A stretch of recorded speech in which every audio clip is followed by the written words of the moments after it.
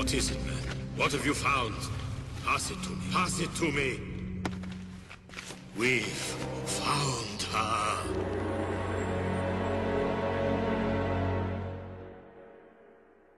Well, this is a first. I never thought I'd have to make an update on one of my underwater locomotive videos, involving getting it out, unless I went and did it myself. But, fortunately, there are other people on the planet that think this kind of stuff is important. And a while back I talked about an engine located up in Marlbank, Ontario. It was left abandoned at a cement plant when it closed, and ever since then, the area became flooded, and she is still stuck there. There were a lot of rumors to sift through, but it seemed to be a well-understood thing that she was still there, and somebody else believed this, and got her out. This happened just this month, and the man responsible for pulling her out is named Scott Trudeau, who owns a construction company. He purchased land in the area with the intention of finding this engine, hoping that she would be on the land he purchased. And indeed, she was. The digging process apparently began on March 8th, 2024, and when they ran into a steam pipe, they realized they had found her.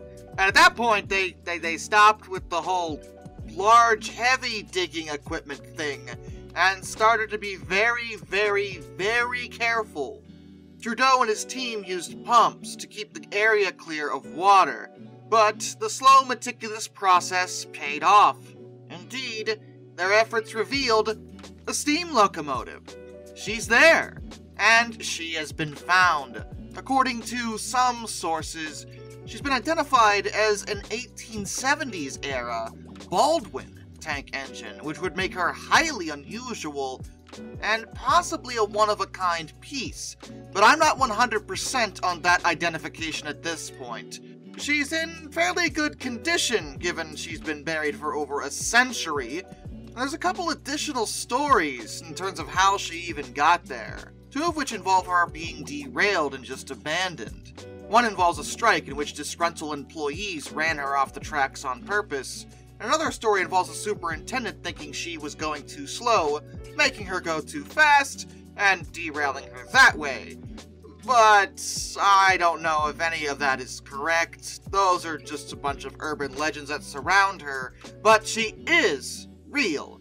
And just within the last week or so, Trudeau and his team have removed her from the property, hopefully to some kind of shelter where she can be cleaned and her exact future to be determined. I would hope that she would be put on static display somewhere in a museum, since her running again would be highly unlikely, but as it stands, where she's going has yet to be determined.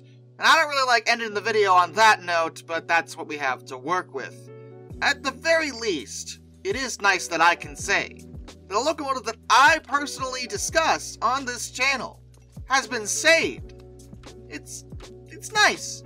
And also, boy howdy guys, did I get like 11 billion comments about this on that video. Like, everyone clamored together to be like, Darkness, they found it! Darkness, they found it! Oh my goodness, Darkness, they found it! I got messages over on Facebook, I got messages over on TikTok, I got messages here, obviously, I got messages on the Discord, I got messages wherever I have an online presence, because I guess you guys thought I should know that one of the underwater locomotives is underwater no longer.